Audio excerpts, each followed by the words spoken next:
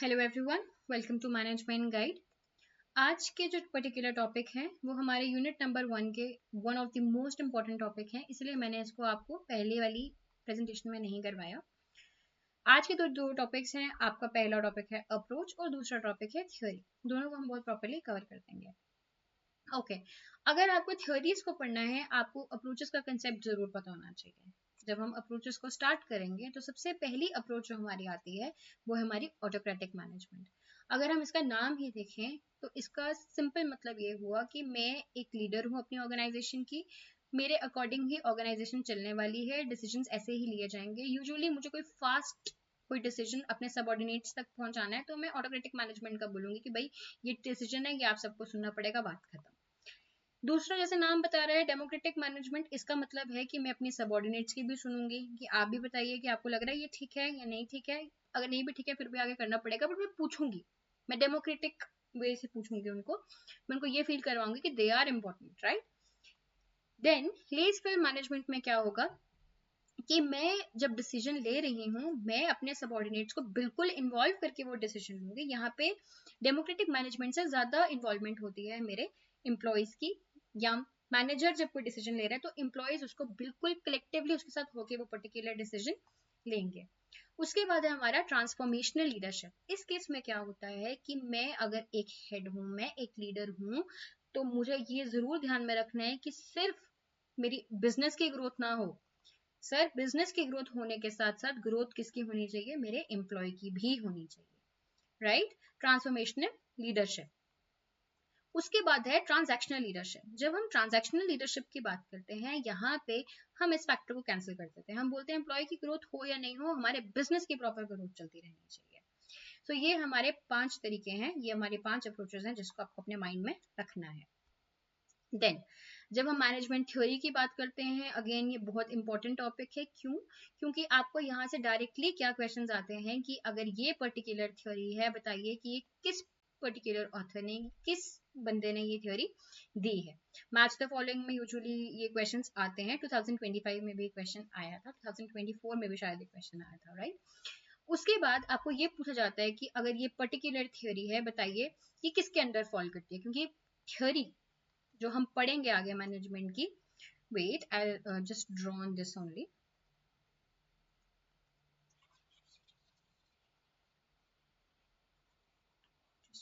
Second.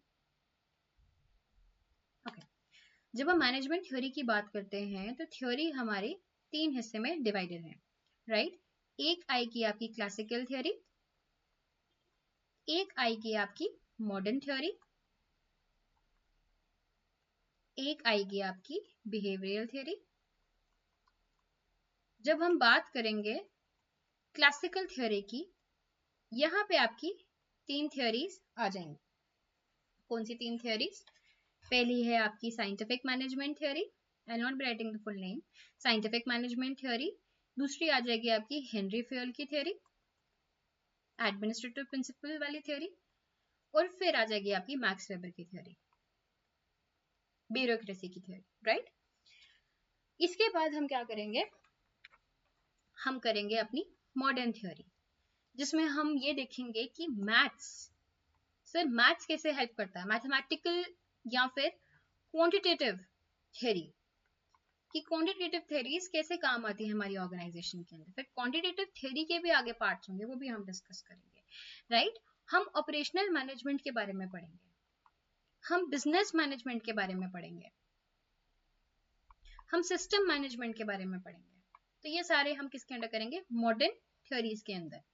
उसके बाद हम पढ़ेंगे बिहेवियरल थ्योरीज को। Behavioural theories more of like motivation पे, या फिर हमारे एम्प्लॉयज पे, या तो ह्यूमन फैक्टर्स पे डिपेंड करेंगे, राइट। नाउ जो सबसे पहली थ्योरी मैंने आपको बताई वो थी आपकी क्लासिकल थ्योरी, जिसमें मैंने बोला हम scientific management theory, administrative principle and bureaucratic organisation theory पढ़ेंगे। सबसे पहली थ्योरी आपकी यहाँ पर आ गई किसकी? FW टेलर की। यहाँ पे बहुत मटेरियल है, don't get confuse, this is just for you to make notes and get adequate knowledge directly from the presentation. Otherwise मैं इसको बहुत शॉर्ट फॉर्म में आपको बताऊंगी। FW टेलर क्या कहता है अपनी इस थ्योरी में? वो कहता है कि जब भी आप अपनी ऑर्गेनाइजेशन में कोई भी डिसीजन लें, उसका बेस आप साइंटिफिक नॉलेज को ही लें, आप रिसर्च को लें और अकॉर्डिंगली अपने बिजनेस में कोई भी काम को परफॉर्म करें, राइट। जब आप अपने ऑर्गेनाइजेशन में कोई भी काम कर रहे हैं, अगर आप सर उसको साइंटिफिकली करेंगे या साइंटिफिक मैनेजमेंट के थ्रू करेंगे, आप टाइम एंड मोशन स्टडी कीजिए, आप देखिए कि हर एक काम को कितना टाइम लग रहा है, राइट। उसके बाद आप रूल्स को बहुत ही प्रॉपर्ली कोडिफाई कर दीजिए और देखिए कि आप रूल सही तरह से सेट हुए हैं या नहीं। म्यूचुअल अंडरस्टैंडिंग कीजिए, ह्यूमंस को भी कंसीडर करें। वैसे तो क्लासिकल थ्योरी ह्यूमंस को इतना कंसीडर नहीं करती है, बट इसने फिर भी थोड़ा बहुत इस बारे में बोला है।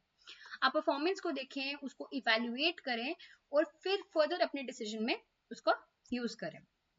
यहाँ पे यही चीजें मेंशन्ड है कि टेलरिज्म भी बोला जाता है इस थ्योरी को। आप जब भी साइंटिफिक मैनेजमेंट करें तो वहां पे वर्क प्रोसेस को एनालाइज करें, ऑप्टिमाइज प्रोडक्शन करें, focus on the evidence based practice as the name of the theory suggests, scientific theory, right? Then Taylor core principle included selecting method based on scientific research, in short, right? उसके बाद और भी कुछ इसमें important चीजें जो मैंने यहाँ पे मेंशन कर दी हैं, बट आपको इतना याद रखना है कि साइंटिफिक मैनेजमेंट थ्योरी बोलती क्या है, टाइम एंड मोशन स्टडी के बारे में बता रही है। देखिए आज तक ही क्लासिकल मैनेजमेंट थ्योरी चल रही है। मैकडोनल्ड्स में आज भी time and management and production देखा जाता है। वो देखते हैं कि हर एक प्रोडक्ट को या फिर हर एक प्रोसेस को होने में कितना टाइम लग रहा है, कैसे मैं उसको ऑप्टिमाइज कर सकती हूँ, कैसे मैं उसको प्रॉपर यूज कर सकती हूँ। तो मैकडी में आज भी ये चीजें चल रही हैं, अमेजोन में आज भी ये चीजें चल रही हैं, राइट। तो ये थ्योरी अभी तक काम में है। हम बात करते हैं एडमिनिस्ट्रेटिव मैनेजमेंट थ्योरी के बारे में, जो हेनरी फ्योर ने दी है। आपने अपनी क्लास 11th में बिजनेस स्टडीज में हेनरी फ्योर के 14 प्रिंसिपल्स के बारे में जरूर पढ़ा होगा। ये वही प्रिंसिपल्स हैं, इसको मैं बहुत डेप्थ में नहीं जाऊंगी, बस इतना बोलूंगी कि ये भी हमारी क्लासिकल थ्योरीज में से एक थ्योरी है जो 14 प्रिंसिपल्स बोलती है कि एक ऑर्गेनाइजेशन जब मैनेजमेंट करती है तो इन 14 प्रिंसिपल्स को आपको दिमाग में रख के चलना है। ये आपके 14 प्रिंसिपल्स हैं जो बहुत ईजी हैं कि डिविजन ऑफ वर्क होना चाहिए, इक्विटी रहनी चाहिए, मतलब इक्वल बिहेवियर होना चाहिए, डिसिप्लिन होना चाहिए, इनोवेटिव लोग होने चाहिए, एक टेन्योर है, स्टेबिलिटी होनी चाहिए उस टेन्योर की, सबको कमांड पता होनी चाहिए कि ये कमांड मुझे अपने इस पर्टिकुलर हेड से आनी है, तो unity of command, unity of direction होनी चाहिए, रिम्यूनरेशन बहुत ही प्रॉपर होना चाहिए, राइट। तो ये 14 प्रिंसिपल्स हैं, ये आपको अपने माइंड में रखने हैं, नहीं भी रखे कोई इशू नहीं है, बट आपको पता होना चाहिए किसने दिया ये प्रिंसिपल्स, 14 प्रिंसिपल्स हैं क्या, राइट। उसके बाद है आपकी another important theory, that is max weber की क्लासिकल थ्योरी। इसमें ये क्या बोलता है, ये थ्योरी आप लगा लीजिए हर एक गवर्नमेंट ऑर्गेनाइजेशन में आज तक यही थ्योरी चल रही है। ये थ्योरी आपको बोलती है कि आप अपने ऑर्गेनाइजेशन में हायरार्कियल सिस्टम रखें। ये एक हेड है, ये इसी को इन्फॉर्मेशन देगा। गवर्नमेंट ऑर्गेनाइजेशन में यही होता है ना, इतना इनोवेशन को वो नहीं अब करते हैं, पहले नहीं करते थे, अभी भी इतनी नहीं है। आप बोल सकते हैं कि इतनी इनोवेशन को नहीं मैटर करता, हायरार्कियल वे है, आपको यहाँ ही रिपोर्ट करना है, आपको इसको ही रिपोर्ट करना है, आपको पहले ही बता दिया जाएगा, आपको हायरार्कियल सिस्टम से चलना है, क्लियर अथॉरिटी है वहां पे, स्ट्रिक्ट रूल्स है और इम्पार्शलिटी नहीं है, ठीक है। Task specialisation ensure that the skill specialist handle a particular work. Mentioned है, ये आपका स्किल है, ये आपको मैंने दिया गया है, ये डिपार्टमेंट ये आपका दिया गया है, आप इसके डिपार्टमेंट में नहीं घुसेंगे, आप इसके डिपार्टमेंट में नहीं घुसेंगे, हायरार्कियल वे से चलेगा, प्रॉपर वे से चलेगा जिस तरह मेंशन्ड है, तो आपको अकॉर्डिंगली ही काम करना है।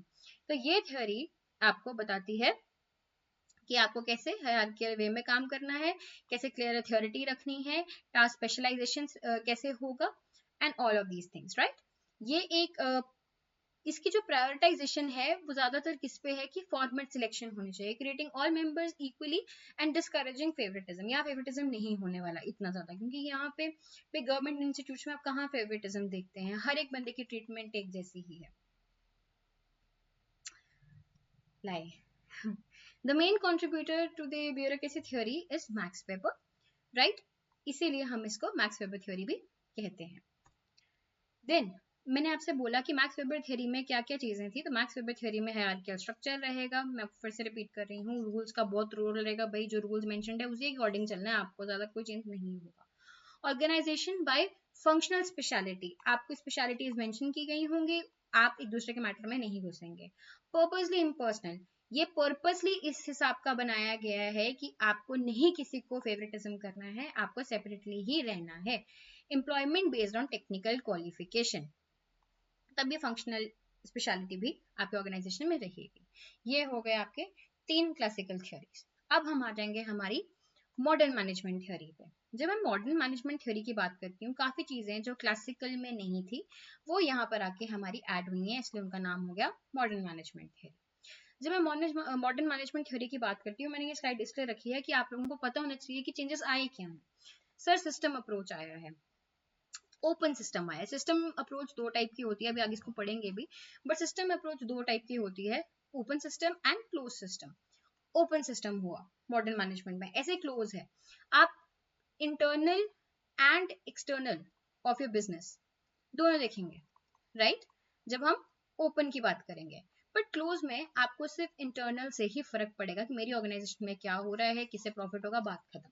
बट ओपन में आपको इंटरनल एंड एक्सटर्नल दोनों का बेनिफिट देखना पड़ेगा। तो सिस्टम अप्रोच आपका पहला पॉइंट आ गया, सिस्टम अप्रोच में भी ओपन सिस्टम। कंटिजेंसी अप्रोच है, आप ये नहीं सोचेंगे कि अगर ये बिजनेस ए है, ये बिजनेस बी है, ये बिजनेस सी है, तो तीनों का एक ही मैनेजमेंट का तरीका होगा, नहीं। ये नहीं हम देखेंगे कि एक कपड़ा इसको भी फिट है, इसको भी फिट है, इसको भी फिट है। आपको ये देखना है कि इसकी क्या रिक्वायरमेंट्स है, इसकी क्या रिक्वायरमेंट्स है और इसकी क्या रिक्वायरमेंट्स है, और दोनों तीनों को अगर मैनेजमेंट का अलग स्ट्रक्चर चाहिए तो उनको मॉडर्न मैनेजमेंट थ्योरी के अंदर अलग स्ट्रक्चर दिया जाएगा। हम इसमें प्रॉपरली मैथमेटिक अप्रोच अपनाएंगे, स्टैटिस्टिकल अप्रोच अपनाएंगे, हम इसमें इंसान के बिहेवियर के बारे में पढ़ेंगे, हम ये देखेंगे कि कैसे हम अपनी क्वालिटी को बढ़ा सकते हैं, हम ऑब्जेक्टिव्स के अकॉर्डिंग कैसे चल सकते हैं, उसके बाद लर्निंग कैसे होएगी बिजनेस के अंदर, हम नॉलेज कैसे गेन करेंगे अपने बिजनेस के अंदर, टेक्नोलॉजी का कैसे यूज करेंगे, कैसे उसमें ग्रोथ करेंगे, एआई का कैसे यूज करेंगे, और फोकस कैसे करेंगे अपनी स्पीड पे, एक्यूरेसी पे और रियल टाइम पे, एज द नेम सजेस्ट है। ओके, जो सबसे पहली थ्योरी है हमारी, वो है हमारी quantitative approach to modern management theory. Quantitative approach क्या बोलती है कि सर, आप जब अपनी मैनेजमेंट में घुसे हैं तो आप मैथमेटिक्स को यूज करें, ट्रायल एंड एरर मेथड नहीं करें, आप मैथमेटिक्स को यूज करें, आप स्टैट्स को यूज करें, अपनी इंफॉर्मेशन में स्टैट्स को इन्वॉल्व करके उसको यूज करें। ये बोलता है हमारा क्वांटिटेटिव अप्रोच। क्वांटिटेटिव अप्रोच ये बता रहा है कि यहाँ पे मैथ्स के लिए कुछ ना कुछ होगा, या फिर मेजरमेंट, या फिर कुछ तो इसी के रिलेटेड होने वाला है। रिसर्चेस करें, ऑपरेशन रिसर्चेस करें, डिसीजन सपोर्ट सिस्टम करें, ये मैं आपको पूरा टेबल बना के बताऊंगी कि इसका क्या मतलब है। मैनेजमेंट साइंस करें, ये भी आगे मीनिंग आ जाएगा। देखिए, जब हम क्वांटिटेटिव अप्रोच की बात करते हैं ना, क्वांटिटेटिव अप्रोच हम तीन तरीके से, या इसकी तीन ब्रांचेस होती हैं जिस तरीके से हम क्वांटिटेटिव अप्रोच को परफॉर्म कर सकते हैं, या हम ये डिसाइड कर सकते हैं कि हम मैथमेटिकली और स्टैट्स की हेल्प से कैसे अपने मैनेजमेंट को आगे इंप्लीमेंट करने वाले हैं। पहला पार्ट जो हमारा क्वांटिटेटिव अप्रोच में आने वाला है वो है हमारा मैनेजमेंट साइंस अप्रोच। क्या बोलता है कि हमें अपनी ऑर्गेनाइजेशन में मैनेजमेंट साइंस यूज करनी चाहिए। हम जब भी अपनी ऑर्गेनाइजेशन को स्टेप परफॉर्म कर रहे हैं, हमें उसमें स्टैट्स का यूज करना चाहिए, हमें उसमें मैथ्स का यूज करना चाहिए। कैसे? देखिए, आप कैपिटल बजटिंग कर रहे हैं, आप फॉर्मूलाज यूज करते हैं, आप क्वांटिटेटिव एस्पेक्ट यूज कर रहे हैं, राइट? आप कैश फ्लो मेजरमेंट करते हैं, आप मैथ्स का यूज कर रहे हैं। आप प्रोडक्शन शेड्यूलिंग करते हैं, आप इसमें मैथ्स का यूज कर रहे हैं, आप इसमें स्टैट्स का यूज कर रहे हैं। कैसे कर रहे हैं वो आगे हम देखेंगे, राइट? आप डेवलप कर रहे हैं किसी प्रोडक्ट को, आप रिसर्च कर रहे हैं। रिसर्च का क्या है? रिसर्च साइंस है। आप ह्यूमन रिसोर्स प्लानिंग कर रहे हैं, आप स्टैट्स देखेंगे, आप रिसर्च करेंगे, इन सब चीजों से ही आपका आगे काम होगा। मतलब आप साइंस का यूज कर रहे हैं, इन्वेंट्री ऑप्टिमाइजेशन कर रहे हैं, आप मैथ्स कर रहे हैं यहाँ पे क्लियरली, राइट? ओके, देन दूसरा पॉइंट जो हमारे क्वांटिटेटिव एस्पेक्ट में आता है वो है आपका ऑपरेशन मैनेजमेंट। मतलब मेरी ऑर्गेनाइजेशन में जो भी डे टू डे बेसिस पे ऑपरेशन हो रहे हैं वो प्रॉपर्ली चलते रहे, मेरा जो प्रोडक्शन है वो प्रॉपर्ली चलता रहे, उसके लिए मैनेजमेंट मुझे करनी पड़ेगी। मैथमेटिकली भी हो सकती है सर, और साइंटिफिकली भी हो, सॉरी, आपकी स्टैटिस्टिकली भी हो सकती है, right? Operation management is primarily used in following areas जैसे inventory management, work scheduling, production planning, facilities location। हमने properly आगे operation management पढ़ना है। अगर आपको अभी confuse भी आप हो तो ये यूनिट आनी है हमको proper, तो आप इतना टेंशन मत लें।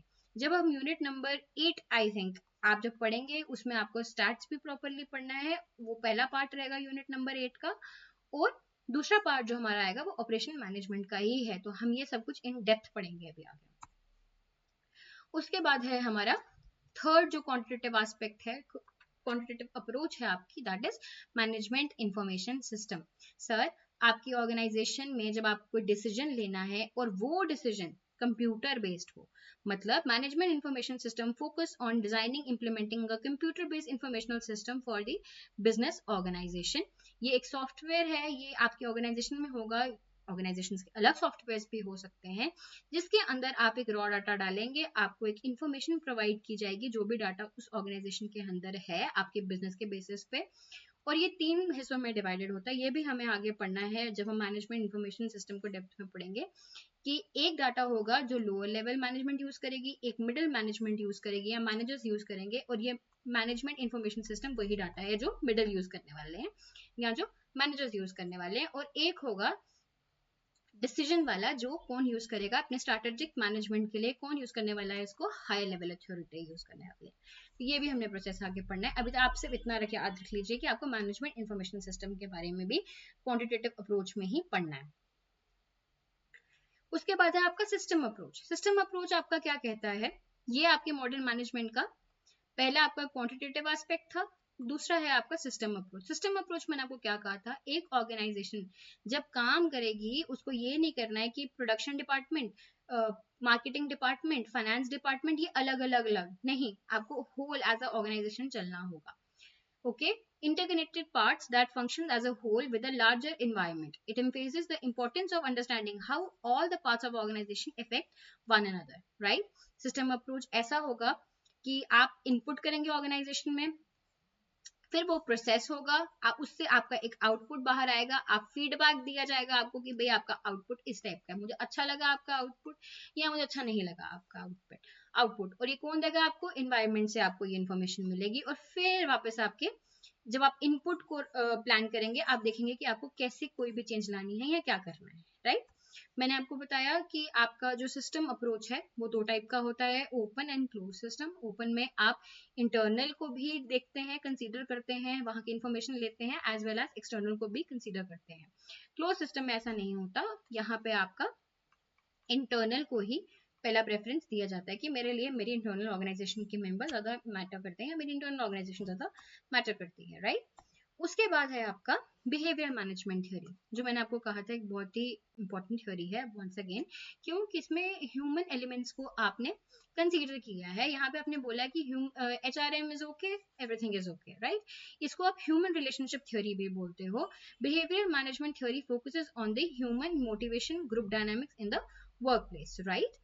ये इसकी एक डेफिनेशन मेंशन्ड है यहाँ पे, ये इसके की प्रिंसिपल्स हैं। वील नॉट बी डिस्कसिंग, क्योंकि जब हम ये थ्योरीज डिस्कस करेंगे हमें आगे पता चल जाएगा हमें क्या थ्योरी पढ़नी है। यहाँ पे हमें एल्टन मेयो की थ्योरी पढ़नी है, हमें डॉगलस की थ्योरी पढ़नी है, जो theory X and theory Y है, बहुत इंपॉर्टेंट है, 2025 के पेपर में आई थी। अब्राहम मैस्लो की थ्योरी पढ़नी है, हायरार्की ऑफ नीड्स। फ्रेडरिक हेसबर्ग की थ्योरी पढ़नी है, 2 फैक्टर थ्योरी। एंड ये हम स्किप भी कर सकते हैं, जब मैंने जस्ट नाम लिखा है, क्योंकि कभी कभी थ्योरीज आ जाती हैं तो you should know about them, right. Then Abraham Maslow theory, one of the very important very famous theory, जो बार बार रिपीट होती है, 11th क्लास से पढ़ रहे हैं इस थ्योरी को।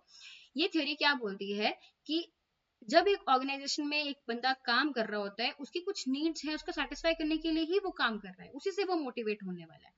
अब वो जो पर्टिकुलर आपकी थ्योरीज है मोटिवेशन की, वो कुछ लेयर में चलेंगी। पहली ये थ्योरी, फिर पहली उसकी ये नीड होगी जो बड़ी बेसिक नीड है, हर एक इंसान की नीड होने वाली है। फिर दूसरी नीड होगी जो उससे थोड़ी डिफरेंट होगी और आगे चेंज हो जाएगी, थर्ड, फोर्थ, फिफ्थ, ऐसी थ्योरी चलती है हमारी।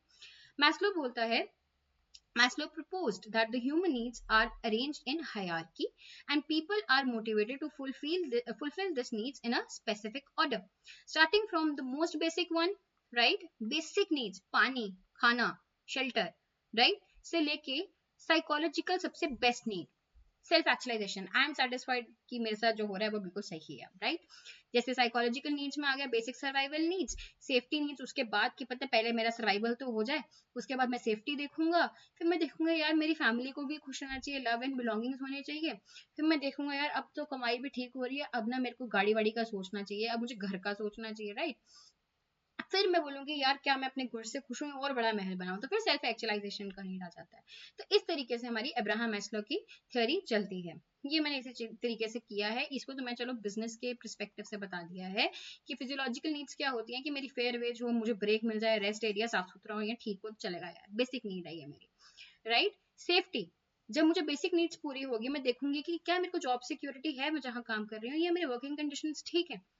उसके बाद मैं देखूंगी कि मेरे टीम वर्कर्स क्या मुझे अच्छा, मुझे अगर वेज ही प्रॉपर नहीं मिल रही है, मेरे को इन्वायरमेंट ही ठीक नहीं मिल रहा है, मुझे कोई फर्क नहीं पड़ेगा मेरे साथ कौन काम कर रहा है, पॉजिटिव वर्क कल्चर है मेरा या नहीं, राइट। उसके बाद मैं देखूंगी कि एस्टीम, ओके मैंने काम कर लिया, मेरा सब कुछ हो गया, अचीवमेंट प्रोवाइड होगी, ठीक है, प्रमोशन मिल रहा है, एस्टीम बढ़ रही है, मेरा मेरा इंटरनली मैं खुश हो रही हूँ कि भाई मेरी इज्जत बढ़ रही है ऑर्गेनाइजेशन में। Self actualisation, provide opportunity for growth and training, right. अब ये मैंने जो अचीव करना था मैंने कर लिया, अब मुझे और ग्रोथ चाहिए। यूजुअली लोग अपनी इंटरप्राइज को छोड़ देते हैं, दूसरी इंटरप्राइज में चले जाते हैं, क्यों? क्योंकि उनको ग्रोथ फील नहीं हो रहा होता। तो ये सेल्फ एक्चुअलाइजेशन नीड है। उसके बाद है आपकी दूसरी बिहेवियरल नीड जो है, that is your Douglas McGregor's theory X and Y. Please excuse me for the pronunciation if they are wrong. Okay okay. अब motivation theory in behavioural management आपकी कौन सी? Theory X and theory Y. ये यहाँ पे मैंने इसके थोड़ी और इन्फॉर्मेशन दी है। बेसिक हम इस पे आते हैं, जो इंपॉर्टेंट चीज है। Theory X, theory Y, basically दो बंदे हैं।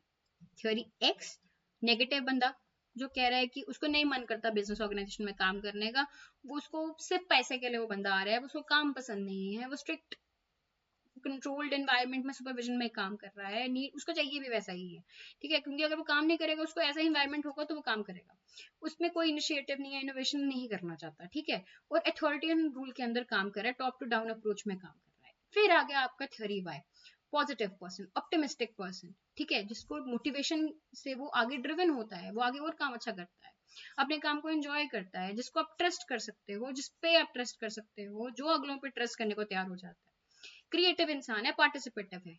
तो आपको दो थ्योरीज के बारे में बताता है, दो बिहेवियर्स के बारे में बताता है। कौन? Theory X and theory Y. किसने दी है वो भी आपको याद रखना है, राइट। उसके बाद है आपकी फ्रेडरिक हर्सबर्ग की थ्योरी, जो टू फैक्टर मोटिवेशन है। ये दो फैक्टर आपके अगर मैनेजमेंट में होंगे, आपका काम बिल्कुल सही जा रहा है। पहला है इसको आप एक और चीज, एक और नाम से बोलते हो, क्योंकि यही दो फैक्टर्स, इस जो हम दो फैक्टर्स की बात करें, यही दो फैक्टर है। कौन सा? Motivation factor and hygiene theory.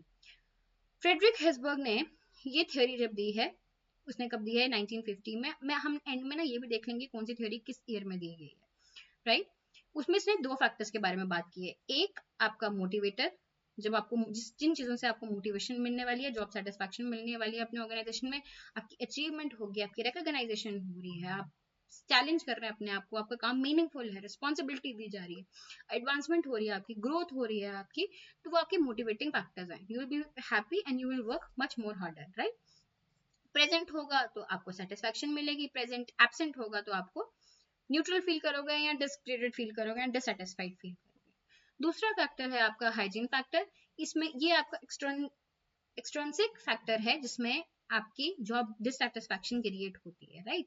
इसका क्या मतलब है कि कंपनी की पॉलिसीज अगर सही फ्रेम नहीं है, या है तो आप कैसे बेस करोगे, कैसे बोलोगे, सुपरविजन सही है या नहीं, कैसे रिएक्ट करोगे, सैलरी कैसी जा रही है वैसे रिएक्ट करोगे। अगर तो ये हाइजीन थ्योरी या ये हाइजीन फैक्टर आपका रहता है बिजनेस ऑर्गेनाइजेशन में, अगर रहता है तो डिससेटिस्फैक्शन नहीं होगी, प्रिवेंट हो जाएगी डिससेटिस्फैक्शन। और अगर बेटा ये एब्सेंट है, आपको ऐसा लग रहा है कंपनी की पॉलिसी सही नहीं है, सुपरविजन सही नहीं है, सैलरी सही नहीं दे रहे, मेरे इंटरपर्सनल रिलेशनशिप्स यहाँ ठीक नहीं है, वर्किंग कंडीशन ठीक नहीं है, जॉब सिक्योरिटी नहीं है, तो मैं डिससेटिस्फाइड हो जाऊंगी, राइट। तो ये दो आपकी थ्योरीज हैं, ये दो आपके फैक्टर्स हैं, मोटिवेटर एंड हाइजीन। इसको आप याद रखें, इसको इस टेबल के फॉर्म में भी याद रख सकते हैं। एल्टन मेयो, अगेन ये कभी ना कभी आपने अपने मैनेजमेंट में कॉमर्स में पढ़ा होगा। Elton Mayo was a pioneer psychologist, जिसने आपको ये थ्योरी दी है human behaviour theory of management के अंदर। और इसने एक एक्सपेरिमेंट किया, हॉथरॉन एक्सपेरिमेंट किया, जिसमें इसने बताया कि कितना बिहेवियरल इम्पैक्ट होता है एक ऑर्गेनाइजेशन पे, right. Importance of Elton Mayo theory today is that it has given you what exactly human relationship movement was। वो किसने स्टार्ट किया था? एल्टन मेयो ने। उसने बताया था कि कैसे ये चीजें हैं, क्योंकि उसने एक प्रॉपर एक्सपेरिमेंट किया था, जिसमें उसने पूरा बताया था कि अगर आप ह्यूमन रिलेशनशिप अप्रोच से चलोगे भैया, आपका काम सही जाएगा, आगे इफेक्ट पड़ता है, लोग सही काम करेंगे, right. Human needs matter, informal group influence the behaviour, communication is critical, सही तरीके से होगी सही जाएगा सब कुछ, इनकरेज करता है मोटिवेशन को, लीडरशिप भी सही हो तो आपका प्रोडक्टिविटी भी सही होती है। तो these were the theory and we have completed our approach and theory of management.